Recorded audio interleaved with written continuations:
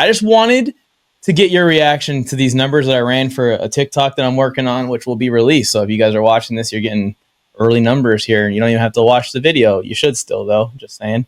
But I did a study. I went back and I looked at every single team first round history. Every single pick since the start of their franchises. And I basically said all of the players. It's the first round, right? If you get drafted in the first round, in order to be a success, to me, I put the qualifier as 3 Pro Bowls or 2 All-Pros. So basically, I just took out all those guys that had one crazy good season, were an All-Pro, and then phased out. Eliminate all of them with that. So that's basically the criteria I used.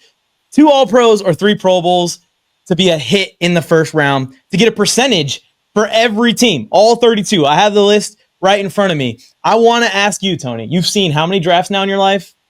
30 of them? Like, how many have you watched basically all the ones they've been broadcasting? Who do you think came in last first? I want to know who you think is the team that came in last, and I'll give you a hint.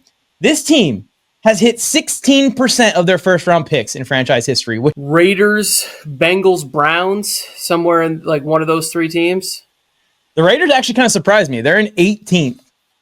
And the middle of this group, this is where I almost cut this from the show, actually, and while I'm speeding it up. The middle of this group, in between like 25% and 31% success rate, is super close. We're talking just point percentages, and the Raiders are in that group. They're in 18th at 28.3%. No, the last 3, Tony, are the Jets, who have only hit 22% and 29th. I guess it's the last 4. Washington, who's also at 22.4%. Detroit at 17% success rate. And then in last place, Duval. The Jacksonville Jaguars off the top rope with a 16.1% success rate. Almost 1 out of every 10 picks the Jaguars have selected since what? They were in 2000 or 1999 when they came in the league? Yeah.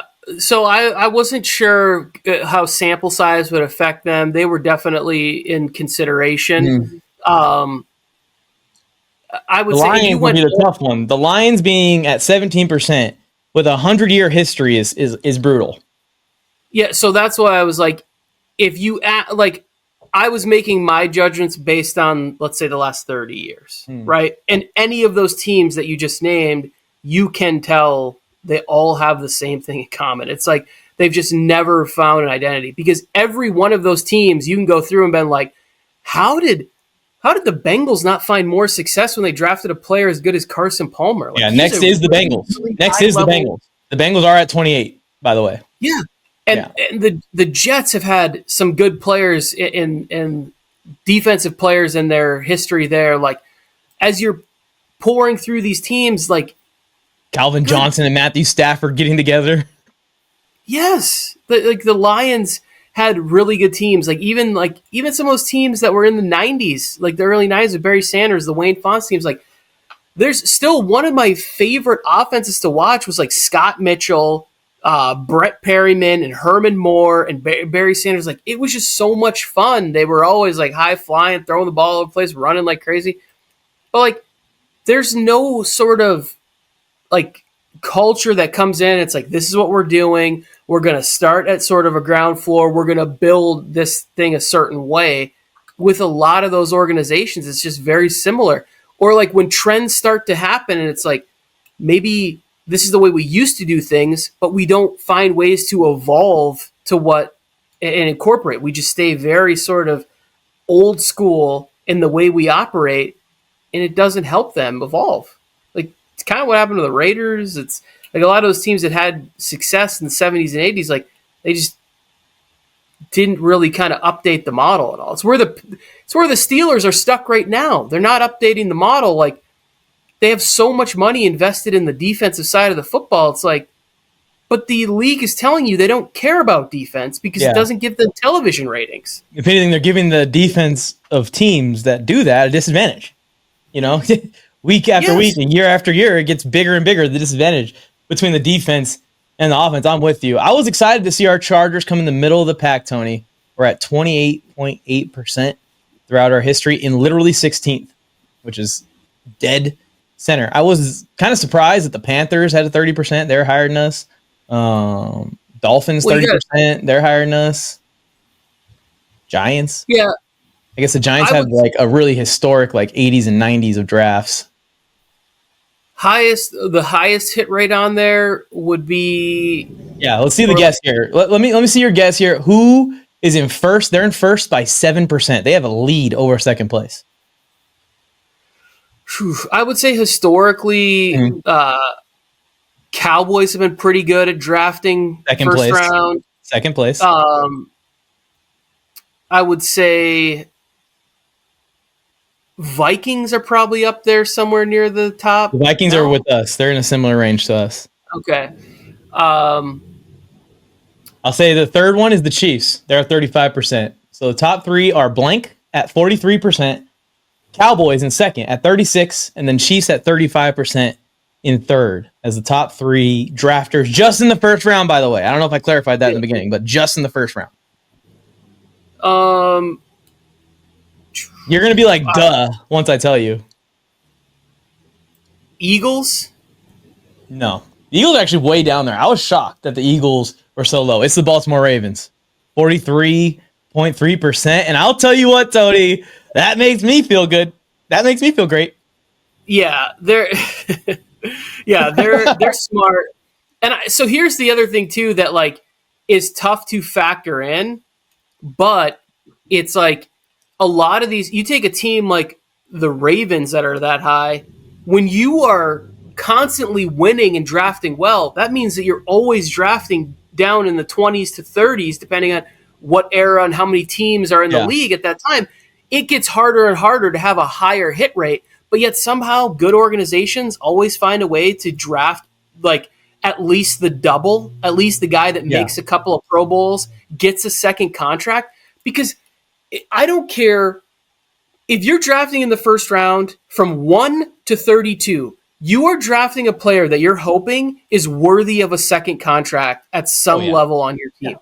Whether it's top of the market money or he signs a year early and you're hoping to get him, like in that the bad teams, how many of those players end up on different teams? That's what I'm saying, some of them are cut or whatever it is, or traded before they even get there. That is an element that I wanted to add to this. I just didn't really have time to add that extra specific element, is to track which of these players got those All-Pros or got those Pro Bowls on different teams. Like, should Baker Mayfield count as a hit for the Browns? No, he shouldn't. So I didn't really factor that part in, and that would change these numbers a little bit for sure. Because I bet you some of these, like, let's see, like Eli Manning's a good example. Chargers drafted Eli Manning. Did the AI robot know to count that for the Giants? Yeah, that's. I mean, you have to add those details, and I did not, so probably not. but I think it would kind of balance out in that particular scenario, because then they also got Rivers. Yeah, we got Rivers. Would have counted for the Giants, right? Yeah. In that, so we both get one. We both get one there. Yeah, I guess one. So that would kind of cancel each other out. But I do think that there are a lot of scenarios, more so like with the other positions, with the guards, with the offensive linemen. The offense forgot about the defensive linemen, those type of positions and players like that. But ultimately, the Pro Bowl, the All Pros, the things like that are voted, it's like a lot of times there are players that are deserving of certain things that just don't get it. Yeah. Because they're not in certain markets, or they don't play a position, or there are players at that position that just sort of get the default vote. Like, how many All-Pros has Mike Evans won? I don't know if he's ever been an All-Pro receiver. He's a Hall of Famer. And now if Mike Evans played for the Cowboys, I think he's probably got a couple of All-Pros and worked into his career somewhere there.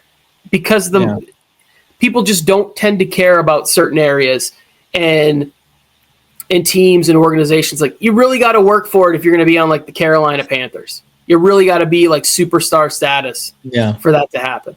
Yeah, so these numbers might not be to an exact science, is the moral of the story. That's my quick study. The Ravens are the best. The Jaguars and Lions are the two worst. Obviously, the Jaguars, a little bit of a disadvantage. Only 20 years worth of drafts compared to everyone else, 50 and 60 years worth. But that is interesting to see, and it makes me feel very happy that the Chargers, ripped out the Ravens staff and brought them to LA. So hopefully we start to see our percentage go up year after year after year while we keep hitting on Joe Alts and whoever we're going to draft this year, which we're going to spoil for you guys soon. One more study that I did that I want to talk about really quick here, Tony. I'm going to list some guys, right, that were drafted first overall. And I want you to start to think about, what do these guys have in common? This is either first overall picks since the year 2000. Caleb Williams, Trayvon Walker, Bryce Young, Trevor Lawrence, Joe Burrow, Kyler Murray, Baker Mayfield, Myles Garrett, Jared Goff, Jameis Winston, Jadeveon Clowney, Cam Newton, Andrew Luck, Sam Bradford, Jake Long, Carson Palmer, David Carr, Mike Vick. I mean, I could probably keep going, but all of these first round picks have cursed careers, Tony. I don't know if you've noticed, but they all end up in either terrible situations, which obviously you're the first overall pick. But, a lot of people commented this and were coming after me because I made a TikTok about this already. They're saying, well, obviously the worst team has the first overall pick. But then when you go and look at the second overall pick study, like all the second overall picks had great careers. So the first overall pick seems to be the only spot in the draft over the last 20 years that you almost guarantee yourself that you're not going to win a Super Bowl if you're taking first overall. Now, some players have done it. Like Eli won a Super Bowl out of first overall. Stafford won a Super Bowl out of first overall. But these guys had to leave their team to go and do it. I'm bringing this all full circle basically to say, like, if you're the Titans or Cam Ward and you're just seeing this trend, would it worry you at all? Like, would you want to just trade out just for the simple fact that it seems like the pressure of picking the best player year after year is collapsing these teams?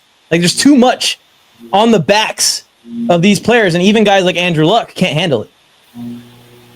So I think the problem is, and there was a lot of teams, if you really looked at that list, that were repeating, that were picking back up there at number one overall. A lot of those, I think I heard the Falcons a couple times and the Browns a couple times, and it was Definitely a couple the of Browns. The Rams were a couple of times in there. Like, you have to get this. There's like it's ownership has to get on the same page with a GM and a coach, and it's all going to start there. And everything you're going to do, like, you have to be on the same page with how you're allocating money and resources, whether it's in free agency or to your facilities, how you take care of the families, and you're building up all of the stuff.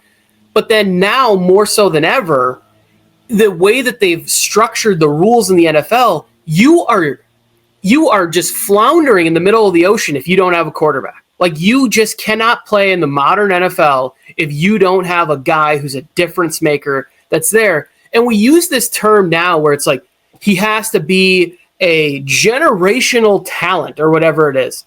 How many real generational players have there been?